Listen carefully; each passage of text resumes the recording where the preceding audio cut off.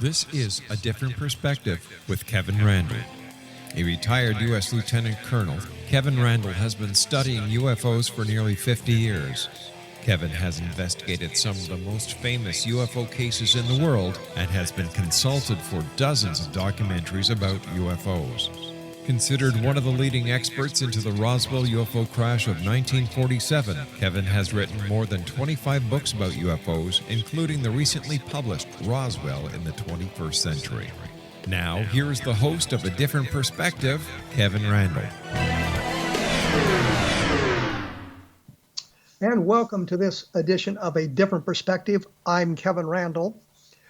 I will be joined by Don Schmitt in just a few moments. We were discussing the Roswell case last week, and we thought we would change up and move into other realms of the UFO phenomenon this week.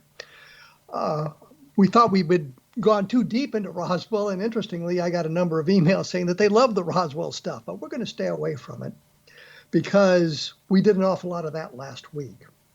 I think I'll talk a little bit about the elephant in the room, which is Tony Begalia's latest article on his website that suggests that the government, the U.S. government, has admitted they have UFO debris and they have been farming it out to various industries to analyze it and figure out how to make it and all of that sort of thing.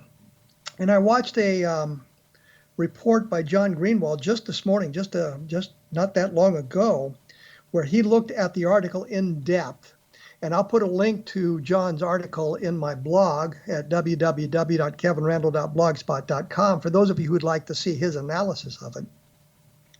And I think the problem is when we look at what Tony wrote, it's a little bit of an exaggeration. I think he reads too much into what he got. He had made a number of FOIA requests 3 years ago, and he finally got a response to them.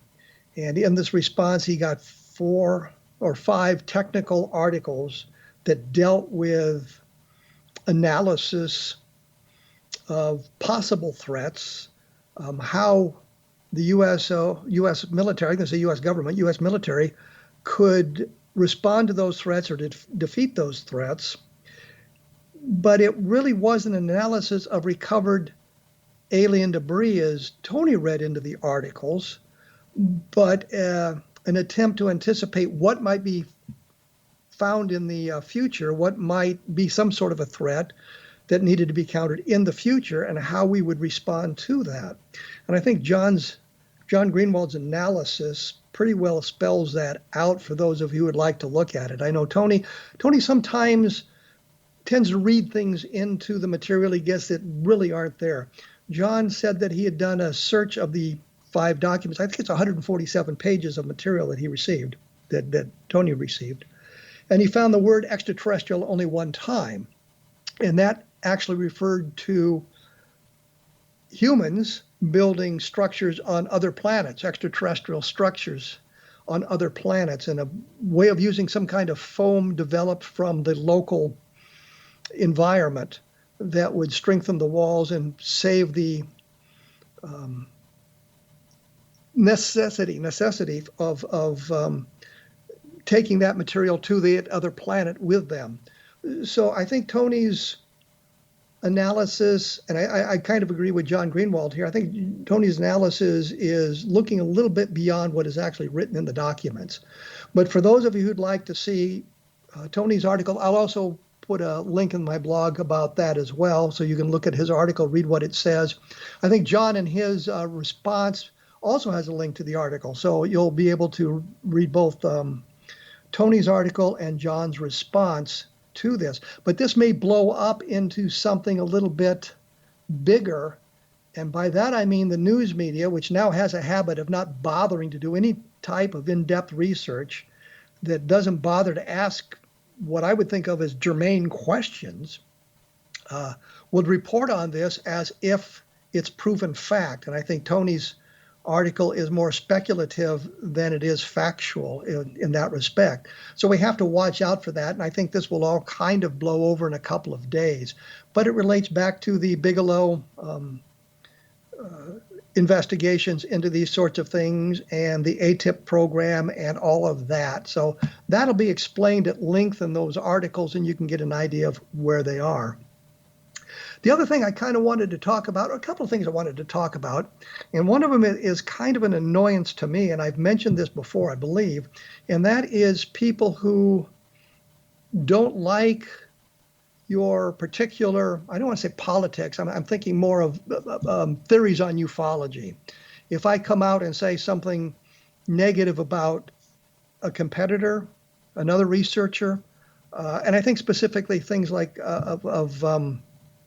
Philip Corso and his book on the Roswell case, which is, again, more fiction than it is fact, that annoys some people, and so they look for my books and then give them very low ratings. Then they don't read them, they just don't like my attitude. And I kind of bothers me that they don't bother to do the research to find out whether I'm right or wrong. They just negatively impact the ratings of the books.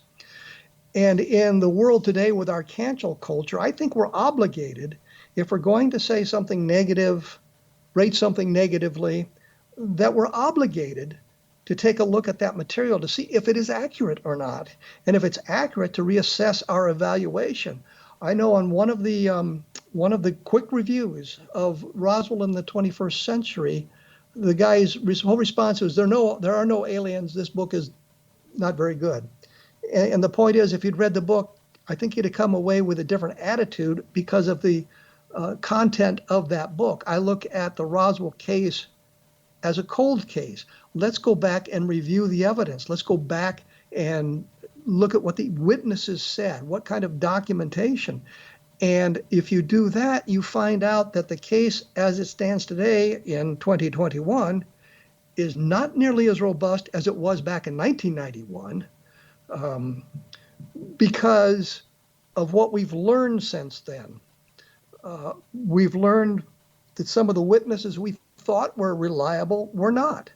We've seen how some of the witnesses tended to embellish their stories or plug them into places where they were not.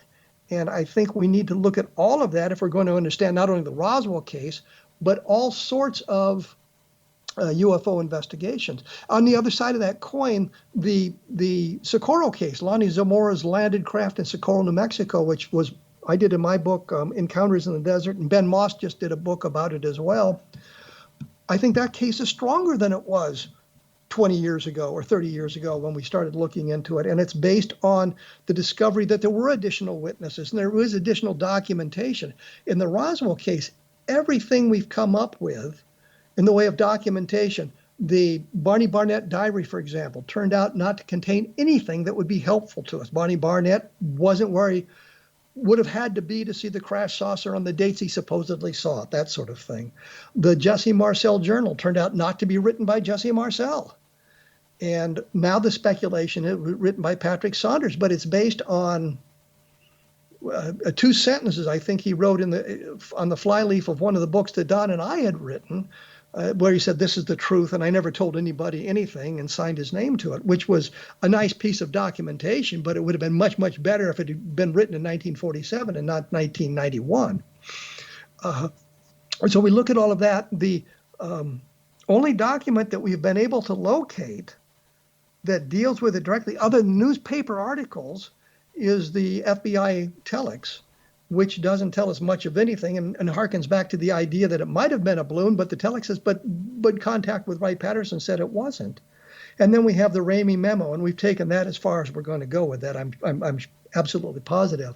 I know that Gene Cooper and some of the others working with me in Fort Worth last year suggested that AI might be a way of resolving what the document actually says by applying something that would be completely unbiased to an attempt to determine where the text was going and that sort of thing. But on the Ramey memo, There's no security markings. There's nothing that suggests it's a military document that I've seen, and I've made this point a number of times, that it looks more like a teletype that came over the wires of the newspaper, the Fort Worth Star-Telegram specifically, and was brought to Ramey's office by J. Bond Johnson, the photographer. Although Johnson originally said that he might have brought it in, he later said no, he didn't, when he understood the implications of that. So the documentation that we've kind of held out for is not brought us the kind of explanations or the kind of evidence that we had been searching for. And that's kind of unfortunate. We haven't found any letters. We haven't found any diaries, any journals, anything that relates to that time. Everything we have appears to have been written, with a few very minor exceptions, after the publication of the Roswell incident in 1980. And I think Inez Wilcox, the sheriff's wife, who wrote an article about 3 years in the county jail or 4 years in the county jail about their being the sheriff of Chavez County. And she had written an article about that and later on added a page to it. And it says add A, that relates to what the sheriff supposedly observed and happened in the sheriff's office during the Roswell events of 1947, but it was written after the fact. If we could have proven it was written before the fact, that would have been wonderful. But the only thing we have is a statement made by Lydia Schleppe, who was a teletape operator in the radio station in Albuquerque that owned KGFL, and she was talking to Johnny McBoyle, or she was typing what Johnny McBoyle was sending her to send out over the wire, and it was interrupted, and said, stop this transmission. And the interesting thing is, we can document it in 1976 because there's 2 paragraphs in an article in a Saga magazine, a Saga UFO report, that Lydia Schleppe mentions this event that took place. So we know who she was, we know what was going on, we know it was 1947, and it predates the Roswell incident, and Jesse Marcel talking about what he had seen in 1978. So we have a little bit of that. But the Roswell case is certainly not as robust as it had once been. And I think that's unfortunate because too many of the witnesses have just plugged themselves into the event. And what turned my thinking around on some of this was a book called Stolen Valor, about all these people claiming to be Vietnam veterans who were not. And I was astonished at the people who would be making up their tales of heroic combat in Vietnam, who didn't serve in Vietnam, didn't serve in the military, taking their cues from what the news media had been reporting, which unfortunately a lot of times about the Vietnam War was also inaccurate, and the movies that have been published, movies that have been filmed out of Hollywood, it's based on the Hollywood perception of the war as opposed to what really went on. So you have to take a look at all of that. And one of the things I have done just recently, I've created a blog at www.vietnamgroundzero.blogspot.com, and it's linked on my other blog as well, that deals with my experiences in Vietnam based on the letters I sent home, which I happen to have, articles I wrote back in the early 1970s about my experiences and that sort of thing, so that it looks at what it was like for me in Vietnam. The other interesting thing, it says on the blog that it's my mostly true experiences. And the way I say mostly true is because a lot of times I'm trying to access memories that are 50 years old now. And the one thing that astonishes me, I do not remember ever eating a meal in the 187th Assault Helicopter Company mess hall. Obviously, I ate something somewhere, but I do not remember eating in the mess hall. I remember eating in the 116th Assault Helicopter Company mess hall, but I do not remember that. And I cannot for the life of me tell you what it looked like other than the outside of the building. I do know that I would buy a pizza from the Officers Club. They sell it for $1 and put it in a toaster oven. And I ate a number of those at the time, but I do not remember eating anything there. I'm going to break away here because we've got to take a break, which we sometimes do. I will be joined by Don Schmitt in just a moment. We will be talking about UFOs. We'll be talking about Don's favorite cases. We may talk about Tony Bigaglia's article if Don has bothered to, or had a chance to read it. I shouldn't say bothered to, but had a chance to read it. And I also wanted to mention there are other fine programs about the paranormal on the X-Zone Broadcast Network. So take a look at the listings at the X-Zone website. I'm sure you're going to find something that will excite you. And I will be back right after this with Don Schmitt, I promise.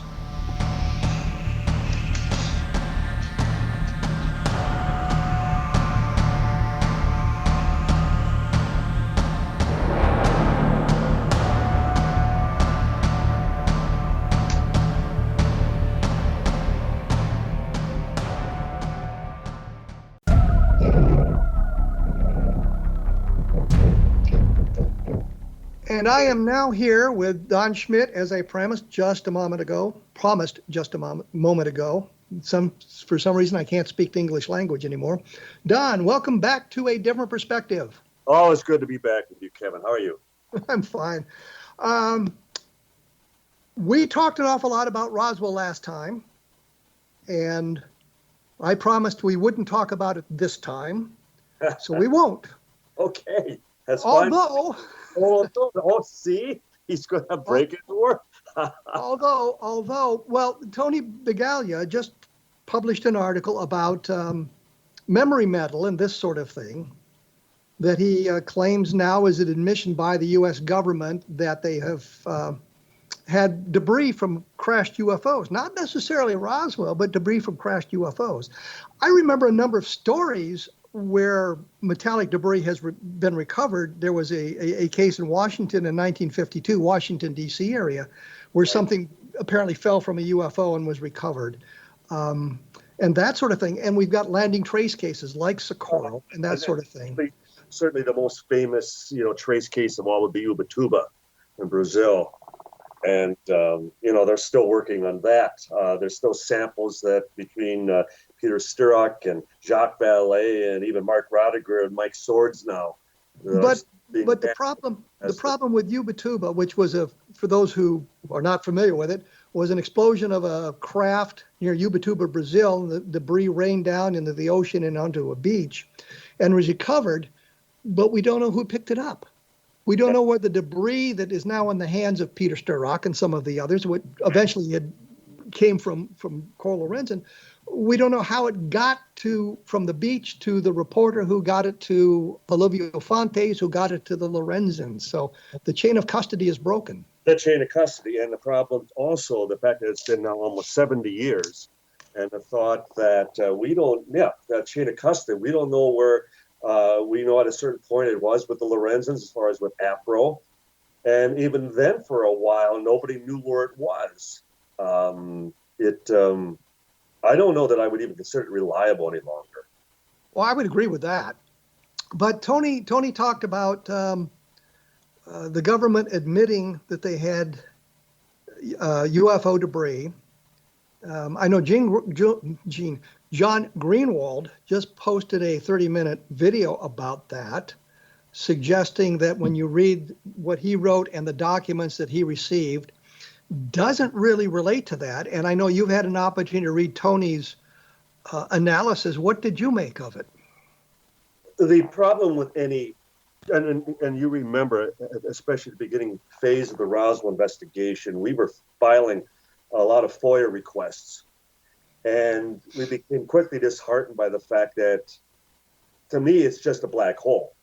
Everything goes in, nothing comes out.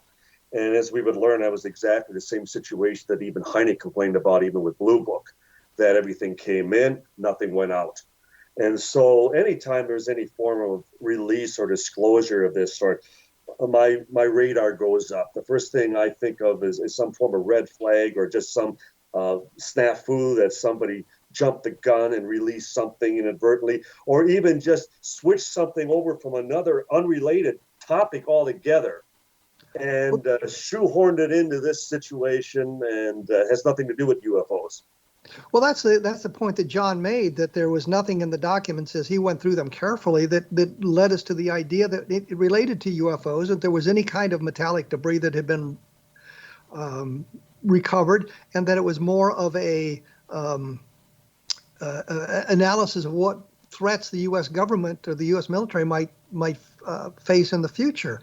There was nothing to suggest extraterrestrials, UFOs, UAPs, or anything else. I think that Tony was premature in his conclusions. Would you agree? I would agree, and that's been the problem for all these years, that at times, even myself included, where when we rush to judgment, when we are just so overly passionate about finally, coming up with any form of conclusive proof, that we fall, even for a government document. And God, that was certainly the case with MJ-12. And now you're talking 33 years ago. And we were the ones who, stood for, firm as to First of all, the documents do not match what the eyewitness testimony is describing, and as you demonstrated more than anyone, that the documents just did not pass muster as to their format, their very textual content. That it's always buyer beware. Anytime the government provides you with anything, as far as I'm concerned, run the other way. But I think the analysis here, I think the point to be made here is Tony was a little bit enthusiastic about his conclusions, and I don't think they really derive from the documents he received. He received exactly what he asked for. And there was, as John Greenwald pointed out, and I mentioned earlier, only one mention of extraterrestrial in the 147 pages. Didn't mention UFOs, didn't mention aliens, didn't mention bodies, didn't mention anything, but one mention of extraterrestrial, and it referred to building structures on another planet, which would be Earthmen building those structures. So it just really didn't follow. Let's move on. Go ahead. You were going to say. I believe they're also tying this into the timing as far as that Luis Elizondo is constantly hinting at being in possession of wreckage, of physical material, of physical evidence.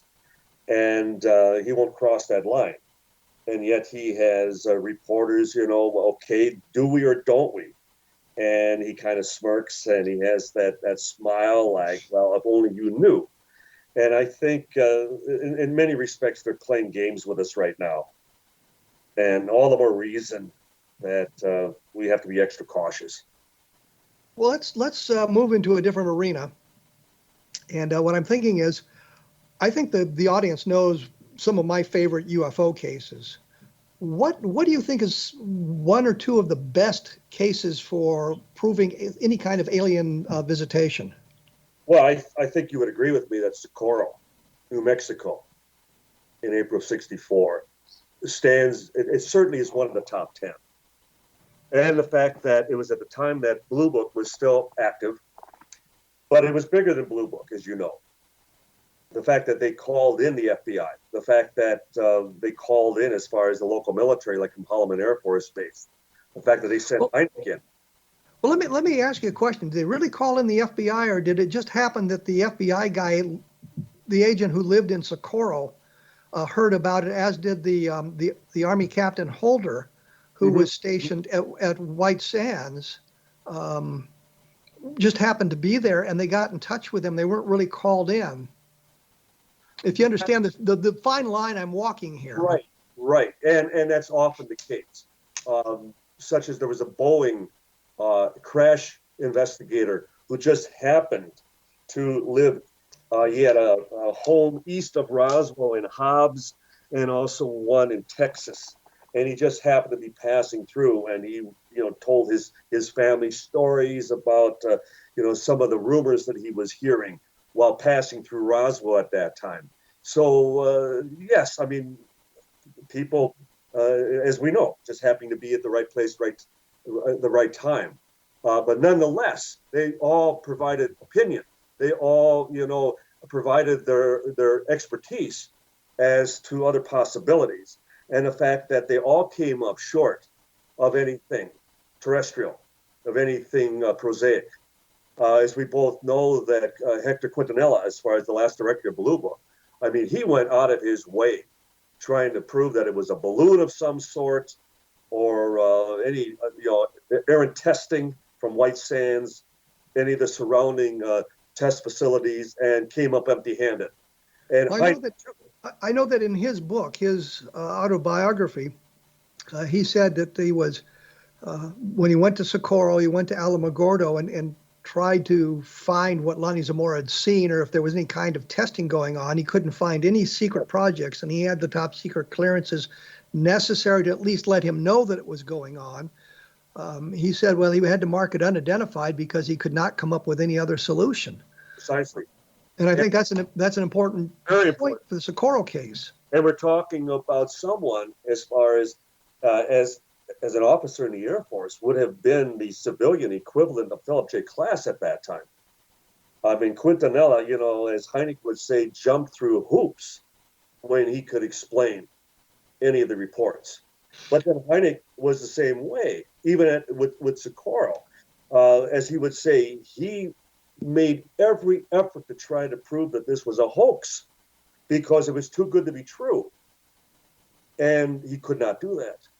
Well, it's interesting that you say that Quintanilla was sort of the civilian version of Philip Klass, because at the time of the Socorro landing, the Philip Klass had come out with his plasma story. That's his correct. idea that these were free-floating plasmas that would ignite or glow for some reason. And I noticed going through the Blue Book files that Quintanilla used that explanation a number of times to explain sightings that were otherwise inexplicable. And I thought it was kind of funny that he jumped on that bandwagon.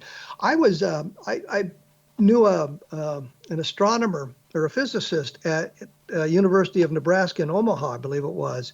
And I was working on the Minot case where they had all the sightings over a short period of time, radar sightings, visual sightings, and that sort of thing. Right, infiltrations over the base, right. Yeah, and I asked him about that. And what I suddenly realized is, yes, you have ionization in the atmosphere, but you have to have some other mechanism to make it glow. And if it was any kind of regular event, you'd be seeing it around airports and airfields all the time, and you just never do. Correct. And so that kind of shot down, for me at least, the Klass's explanation, and then takes out some of Quintanilla's explanations as well.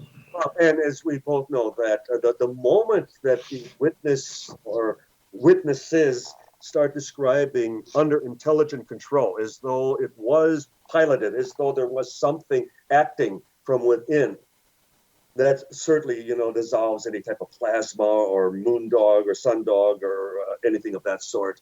But when you brought up Klass, and as you went through that section in your own book, and one of Klass's, standard ploys, that there was monetary gain at stake, that whether it was establishing a tourist attraction or, somebody was going to profit from making this into a landmark event. And the claim that the mayor of Socorro at that time owned the very land that this took place on, which turned out to be totally erroneous, not the case. But it's interesting. It's also interesting, and I know Jerry Clark fell into that trap as well, because in his massive encyclopedia mentions the idea that the mayor owned the land where the object supposedly landed, and the idea was to make it a tourist attraction, so the land would become valuable. Yeah. And as we both know, the site is pristine. It is still vacant after all these years. There's not a landmark. There's nothing out there to indicate what it had, except the stone clusters that are still there. Well, and it's interesting. It's just interesting that it kind of permeates the field that somebody will make a claim like, well, the mayor owned the land, and everybody says, oh, okay, assuming that he got the evidence from the courthouse or the tax records or something, and nobody follows up. The same thing happened with Robert Willingham, the guy who claimed to have seen the crash at Del Rio, Texas. Yeah. Claimed he was an Air Force colonel, claimed he did this, claimed he did that. And it wasn't until 2010 that I bothered to look at his records. Right. And discovered he wasn't an Air Force officer, he wasn't a colonel, and that he probably invented the entire tale. I'm going to have to take a break here, I see, by the clock on the wall, which is actually sitting on my desk. Talking about Roswell, my God. Yes. When we come back, I'm going to get on to talk about some other famous cases that we probably haven't discussed much on this program, because I think we need to look beyond Roswell, beyond Socorro, beyond Level Land, to some of the other cases that are maybe not as well known, but are certainly as interesting and filled with different forms of evidence, different chains of custody, different chains of evidence. So when we come back, I'll ask Don about that specifically. And I just do want to thank everybody who's bought a copy of the Best of Project Blue Book. Rated on Amazon if you got a chance. And this will give you an idea of some of the other great cases that are out there. We will be back right after this with Don Schmitt, so please stick around.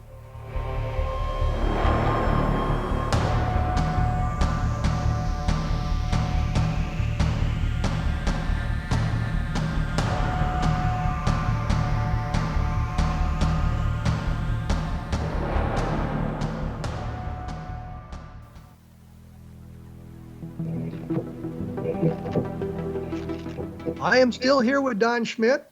We are practicing social distancing, which I say frequently just because I like to prove that we're doing our part. When we went away, we talked about Socorro being a very, very good, very solid case, even though there's basically one witness to it, but there's certainly indications of others who had talked to the police, talked to the Air Force, that somehow their names and everything has gotten lost in the past. But those are well-known cases. And I was wondering, Don, are there cases that you find as robust as Socorro or Levelland that maybe not as well known that we maybe should take another look at? But of course, but allow me just to ask you a question quickly. La Madera, which happened the very next night, just 100 miles to the north. I remember a discussion with Ted Phillips years ago.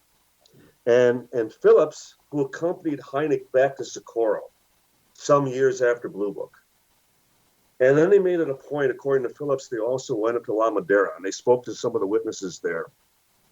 And according to Ted, Hynek was convinced that it was one and the same vehicle. Did you look into La Madera at all in researching Socorro? Absolutely. I thought it was an important case. I thought the Air Force explanation that it was boys burning trash right in that river at a dump was ridiculous. And one of the important things of La Madera that gets kind of lost in this is the witness reported on the landing site a melted pop bottle, melted Coke bottle. Correct. And we get back to Socorro, and there's two guys from Dubuque, Iowa, who claimed they had been driving through Socorro when this took place, and there was a big story about him in the Dubuque newspaper. And one of them said, yeah, and there was a melted pop bottle. We saw a melted pop bottle. I'm thinking, yeah, they got that from La Madera. They didn't get it from Socorro. Right. Which suggested to me they were making up their tale.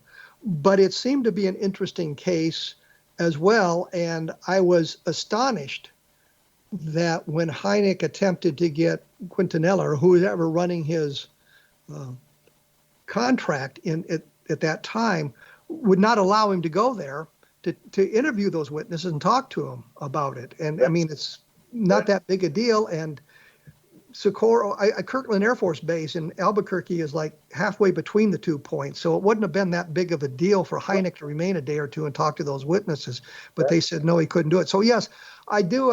In Encounter in the Desert, there is a long discussion of the La Madera case.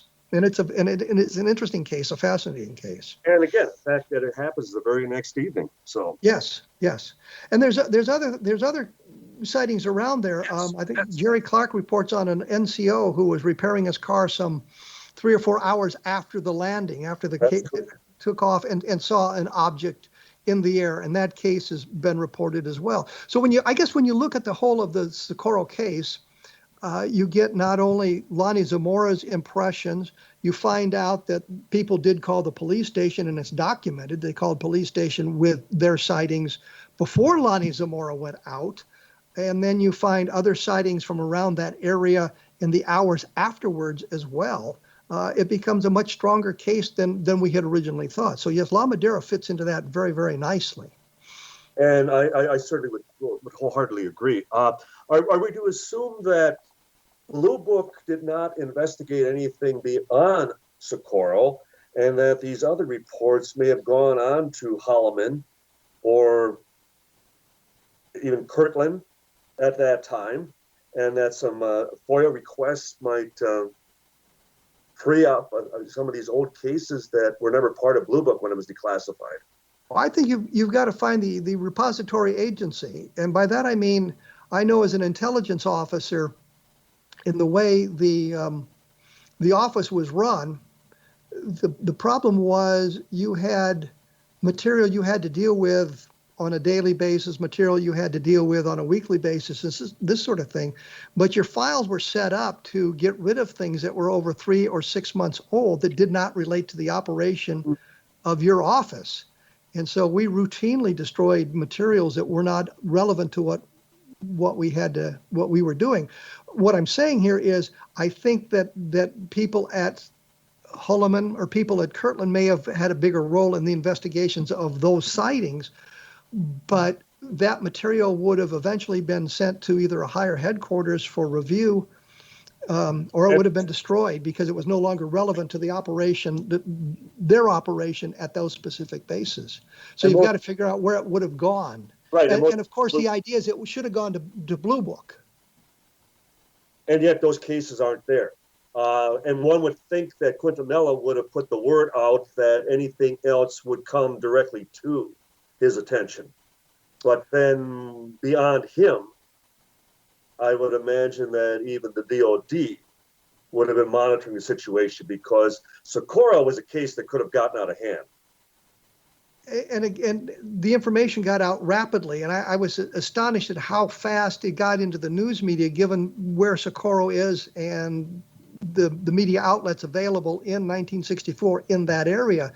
It seemed the Lorenzens knew about it almost immediately and had to postpone their trip to Socorro from Tucson. I believe they lived in Tucson. They lived in Tucson at the time that happened. Until Sunday. It happened on a Friday night, and they didn't get there till Sunday. But the point is, they knew about it on Saturday, and people were talking about it on Saturday. And I'm not sure how the information got out that quickly.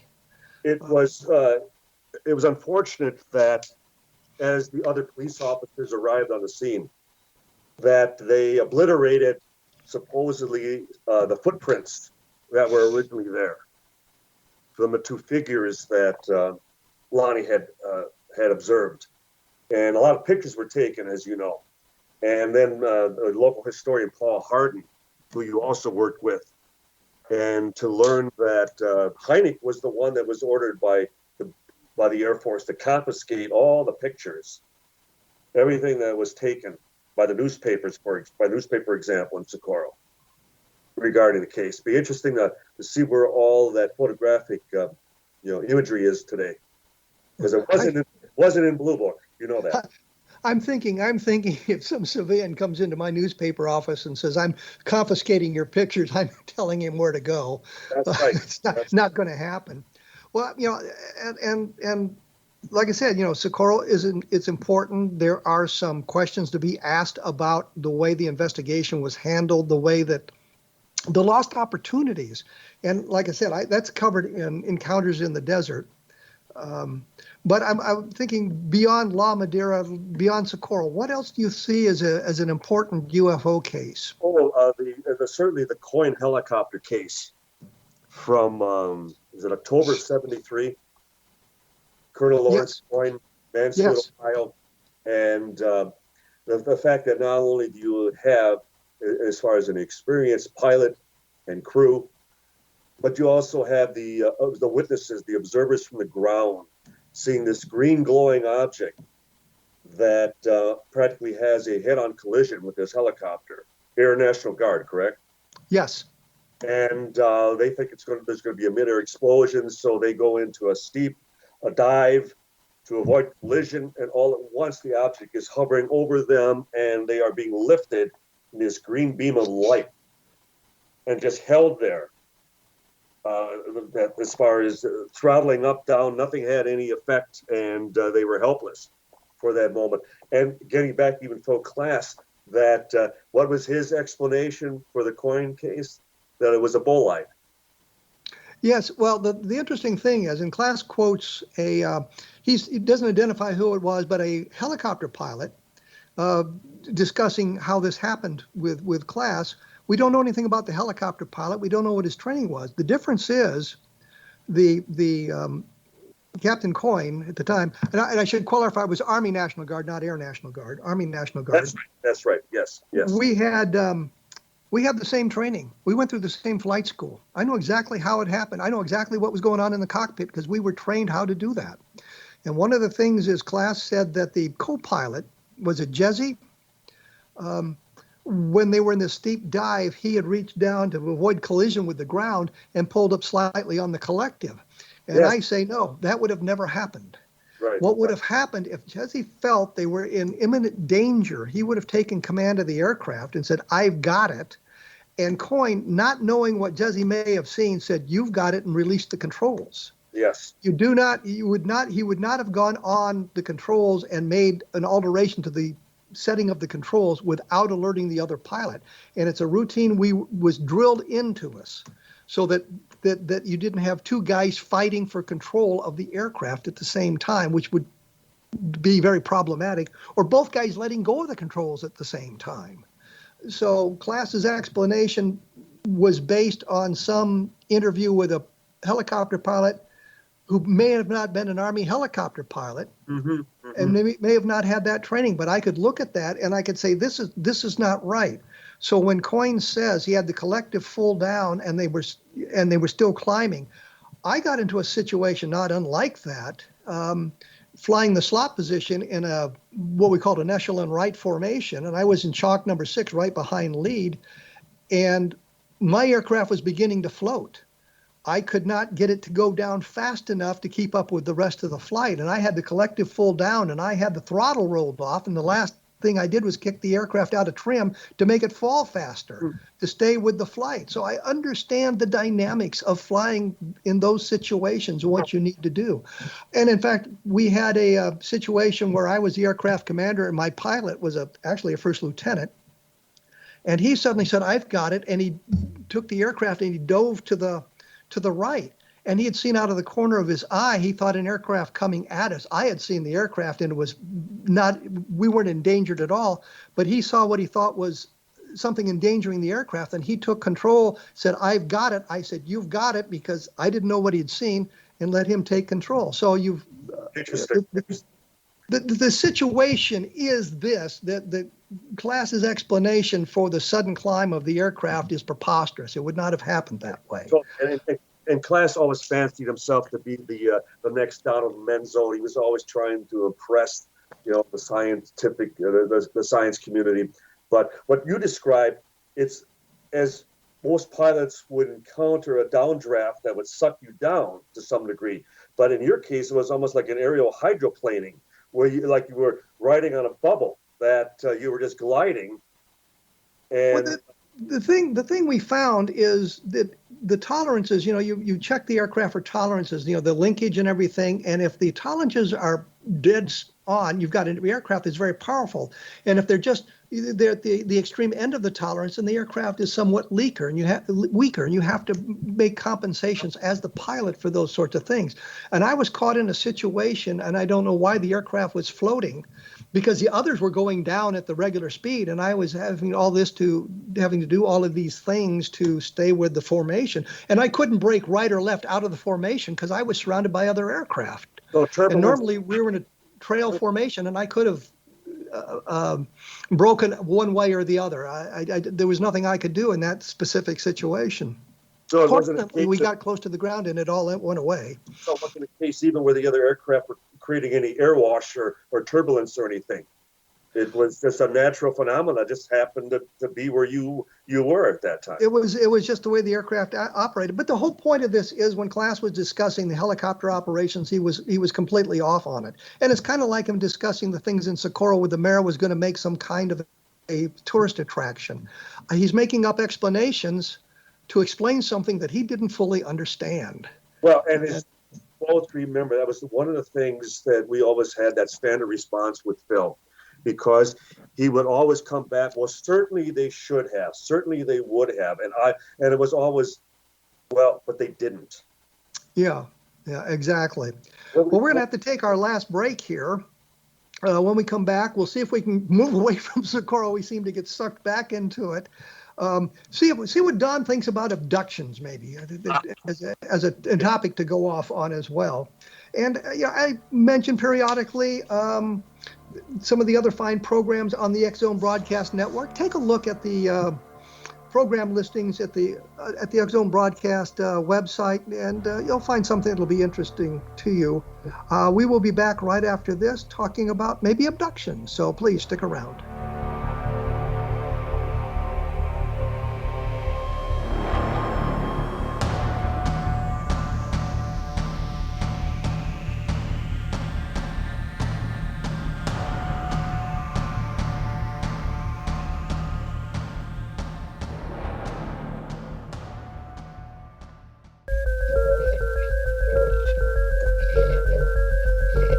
I am joined by Don Schmitt. I would tell you that he's written many books about Roswell, but we're trying to stay away from that topic. You had him. But moving right along, when we went away, I mentioned that we might talk a little bit about abductions because we don't do a lot of abductions on the program here. I'm a little bit ambivalent about the idea of this alien abduction, and I think that if there are abductions, it's more targets of opportunity rather than these longitudinal studies that people claim where they're visited time and time again. So, Don, what's your opinion of the abduction phenomenon? I would tend to agree that there's just nothing that interesting about, the human species that after you pick us up a few times, you see that there's both male and female, and some of us, have weight problems, and other of us, are a little loose as far as in the cabasa, so to speak. But beyond that, it even harkens back to what Dr. Hynek used to often suggest, that if we'd have one good sighting a year, it would be much more suggestive of something off the planet as opposed to having sightings most every night, in every quarters, of the world. And I'm afraid that's become the situation as far as with these missing time. I don't even call them abductions because there's so many alternative, possibilities. And if it's something that happens in someone's home, in their bedroom, that type of thing, chances are it's either sleep paralysis or, a reoccurring nightmare situation, that type of thing. I don't know if you've ever experienced sleep paralysis, but I did one time. And you swear someone's in the room, you swear someone's pushing down on you, you swear you're wide awake, but you're still fast asleep. But yet it's that real. You can't move, you can't cry out because your involuntary, muscles are still shut down as you're in deep sleep and as you're in REM. And so much of this has been contaminated, has been coached by UFO researchers through the years, a lot of leading questions that have promoted something that after all this time, if we don't have any physical evidence from abduction encounters, then what physical evidence is there? Well, I think the interesting thing is, I was going to mention sleep paralysis. I investigated a case in 1976, I think it was, in Utah. And watching Jim Harder, who was the APRO director of research, I think at the time, I brought him in because he could do the hypnotic regression. And he would tell me things like, people can't lie under hypnosis. Well, that's not true. That's not true. And between sessions, he would talk to the witnesses about other abduction cases. Exactly. And this all came about because I'd written an article in Saga's UFO report about an abduction in Argentina, and a woman wrote in and said, I know what happened here because it happened to us. And I got the assignment from Saga to go out to investigate the case. And I could see Harder. At the time, I didn't realize what he was doing, but the subtle leading of the witness.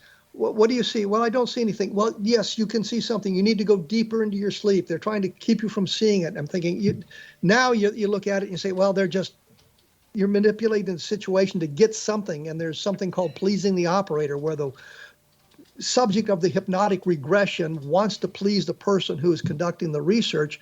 Exactly. And creates a situation to please the operator, so to speak. So the hypnotic regression, I think, contaminates an awful lot of the sightings. And as far as regression, there's only one reliable session, if that, because if you have to then work as far as additional regression efforts, one tends to feed off of the previous. So it becomes more and more contaminated as you proceed with, these hypnotic sessions. And I can remember some of our colleagues that they would talk about up to 30 regressions before they would finally cross that line. Well, now I see the shadowy figure approaching the bed, and it's like, gotcha. That's what they were working towards, accomplishing for all that time and effort. And it's a case of so often just wishful thinking and hoping that this will be, it's almost like the ambulance chasing lawyers who always think that this is going to be the game changer, that it's the case that's going to finally, raised me up as far as fame and fortune, and what better arena to do it in than the abduction, encounters, because it's just the ultimate where you have an actual interaction between us and them. Are there any abduction cases that you find plausible? I think would be the word, plausible. I knew Betty Hill well enough that I believed her. I believe that as much as Dr. Benjamin Simon still suggested that it may have been a shared dream experience, that there wasn't really anything in the UFO vernacular at that time that they could have, fed the story from. They, if you look back to at that time, 61, an interracial couple, no less, hardly seeking, notoriety, publicity, in the face of, their own living environment. And then they claimed that they were abducted by a UFO at that time. And for the fact that there was something tracked, it was a Pease Air Force Base at that time. So there was something in the area.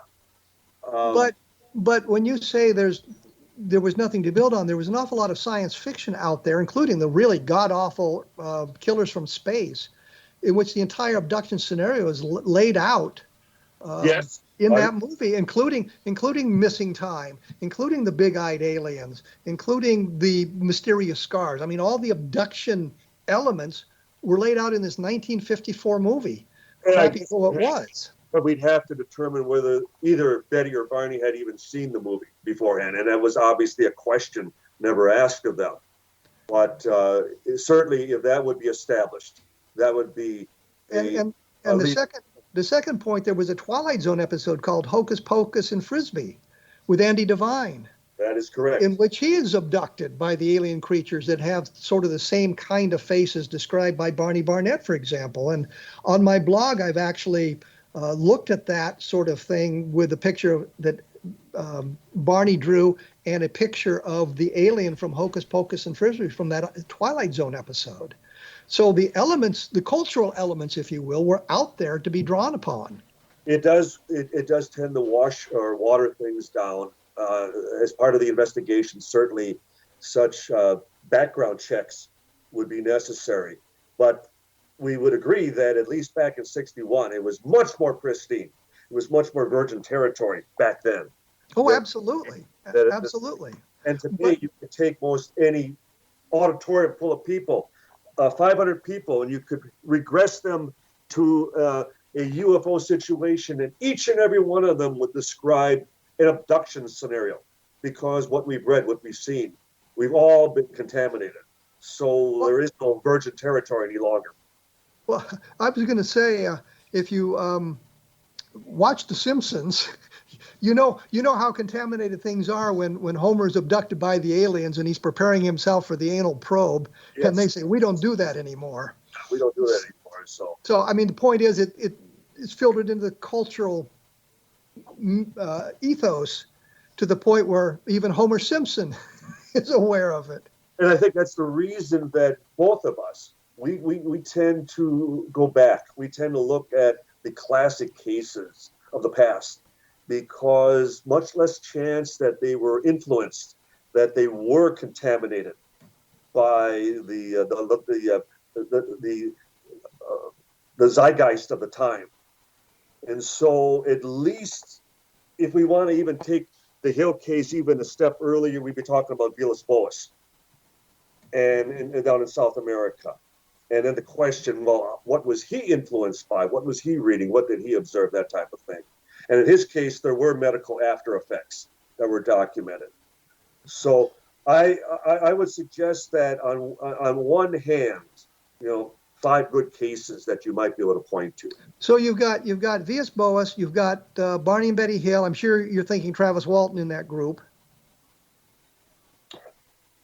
I would, for having been to the site, for having talked to Travis too many times about this, and his story hasn't changed, and the fact that unlike so many others under regression, that he has not confabulated anything, that he's not repeating anything he doesn't recall. There's nothing else there. It was as though during the 5 days that he clearly was missing in action, so to speak, that there's no recall of that, except for some of the earlier, descriptions that he made, waking up and then being led out to that large hangar and the two the Nordic appearing individuals, that type of thing.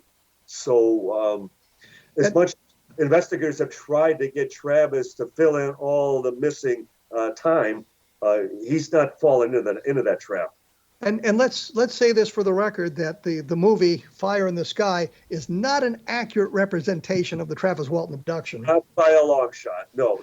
Which is what Mike Rogers told me personally a number of times. So we've got now Travis Walton, and you said about 5 or 2 other cases that intrigue you?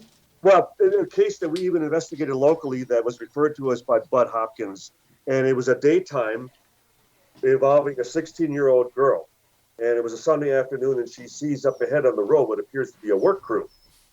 And they're all dressed in the same one-piece coverall type of garment, but there's no vehicles, no trucks, no equipment or anything. And if she approaches, she's going to meet with a girlfriend that was shopping. So there is a witness as to her 2-hour delay and the then reoccurring dreams and experience that she had thereafter, and then not knowing that her husband had had a similar experience, and then later her daughters are drawn into it for never having read or heard anything, that it was a family secret, and the fact that they were essentially all describing the same event.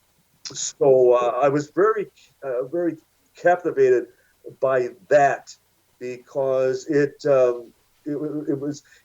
affected the family. A big divorce, total falling out as far as estrangement of the daughters, who blamed their parents that they got caught up in this, they got involved with this and that type of thing. So it's been a wonderful case study as to not necessarily the UFO abduction, but at least what the impression, what the very perception that you've had some interaction and what it does to the human psyche. Well, we're going to have to cut it off there, I'm afraid. Is there some place we can read about this case, or is this something that hasn't been written up? It's a case involving Sherry Wild, and I'm trying to think of the name. Well, let's do this, Don. If you can think of it, send me an email, and I'll put it up on the blog and link to the information for the people. Hey, Don, thanks for showing up. Appreciate your time here. Very good, Kevin. I always enjoy it. Talk to you soon. You have a good day. You too. Bye-bye. Bye. That was, of course, Don Schmitt. We've talked a little bit about other aspects of the UFO field, and I think it's important to get into that once in a while. As I say, I will have more information up about this and try to get some additional information from Don about the case we just discussed for my blog at www.kevinrandle.blogspot.com for those of you who would like to follow up on that sort of thing. Next week, I'm going to be talking to David Mahler. He's been interested in triangular-shaped UFOs, and he did a book called Triangular UFOs, An Estimate of the Situation, where he outlines an awful lot of the information about this. Triangular-shaped UFOs, although it's become kind of the go-to shape of them now, you can trace some the history of them way back in the UFO phenomenon. So it's not something that just popped up. It's something that's been going on for a long time, but it's become the more prevalent, shape of the UFOs. And after that, and following that, I'm going to talk to Steve Bassett a little bit about disclosure in the next couple of weeks. I'll get hopefully up with Don Ecker and some other people about the history of the UFO phenomenon and where it's going and where it's been and that sort of thing. And once again, take a look at my blog, www.kevinrandle.blogspot.com. Take a look at the Vietnam stuff if that interests you at all. I'd appreciate any comments you'd like to make or thoughts about that sort of thing. And I will mention that you have been listening to A Different Perspective on the X Zone Broadcast Network. I'll be back in 167 hours. Thanks for tuning in.